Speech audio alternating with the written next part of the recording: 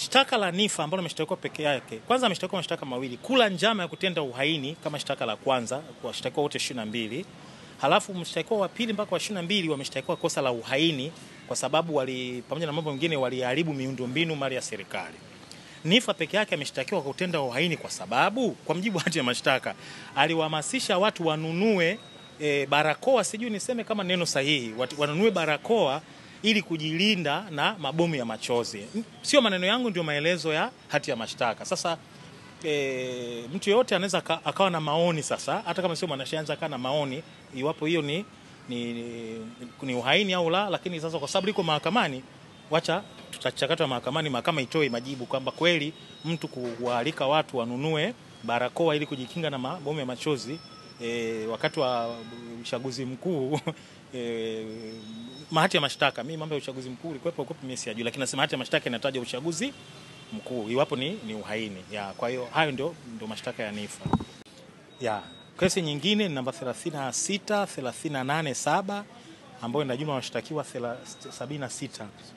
Hawa mtaona wameshtakiwa kwa makundi matatu. Kundi la kwanza hilo la Niffer na Strong Income, kesi yao nimetaja namba yake.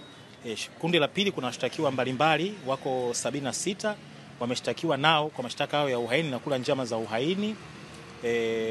Tulitoa hoja mbele ya mheshimiwa anaitwa Makube.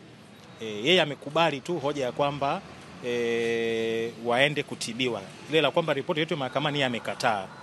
Sasa of course mnaweza mkashangaa kwamba mbona hakimu mmoja anakubali mwingine anakataa. Ndio changamoto za kazi yetu, lakini tumeomba kwamba tupewe nakala ya uamuzi ili uamuzi wa mheshimiwa Makube tuweze kuchakata kisheria kwamba ni kwa nini yeye amekataa ripoti. Watu wanasema wamepigwa wakiwa chini ya uangalizi wa polisi, wameteswa na wana majeraha. Tunataka ripoti ije ili baadaye wakati kesi ya uhaini inaendeshwa isiye kaonekana kama ni swala jipya, lakini yeye amekataa. Lakini tutakwenda mahakama kuu. Tunamshukuru mheshimiwa Yamuya, yeye tunaamini ametumia busara nzuri ya kisheria. Na kuna kundi kwa kando kusema 76 wameshtakiwa kwa kula njama ya uhaini kama wenzao na shtaka la uhaini. Kwa hiyo nao tumewawakilisha.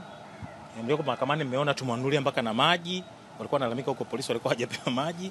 Mpaka imebidi mawakili wa wakati ndugu zao walikuwa hata wafahamu wako wapi, tunao watatafutwa na wataweza kupewa taarifa ili waweze kuja kuwahudumia. Kundi la tatu walikuwa ngapi wale? Kama 54 hivi, na wenyewe wana kesi nyingine, lakini kwa maana kwamba mbele ya hakimu mwingine, lakini maudhui ni hayo hayo, kula njama ya kutenda uhaini pamoja na uhaini. Kwa kuna makundi matatu katika mahakama hii ambao wanashtakiwa na hayo mashtaka ya uhaini. Ni mazito.